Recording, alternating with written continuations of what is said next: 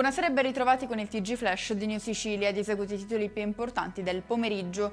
Palermo ha dato l'ultimo saluto a Paolo Taormina, il 21enne ucciso davanti al locale di famiglia. Il corteo funebre, partito dalla cattedrale e formato da centinaia di persone, ha fatto una sosta davanti al carcere Pagliarelli, dove si trova Gaetano Maranzano, reo confesso dell'omicidio. Lì sono partiti cori per chiedere giustizia per Paolo, con applausi arrivati anche dai detenuti delle finestre del penitenziario.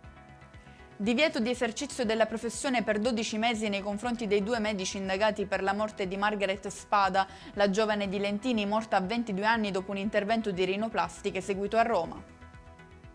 Un rafforzamento numerico delle forze dell'ordine e dei militari, dell'esercito, è questo uno dei punti discussi dal ministro dell'Interno Matteo Piantedosi con il sindaco di Catania Enrico Trantino nel corso dell'incontro che si è svolto oggi al Viminale.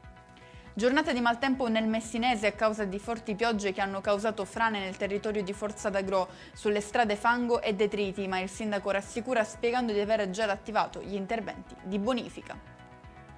Non sarà migliore però la situazione meteorologica prevista per domani nel Messinese, con piogge che si abbatteranno sulla provincia nel corso dell'intera giornata, motivo per cui la Protezione Civile ha diramato un'allerta gialla che riguarda proprio il versante nord-orientale. Sul resto della regione cieli sereni o parzialmente nuvolosi. E con questo è tutto, prossimo appuntamento domani alle 13:30, grazie per averci seguito, buon proseguimento di serata.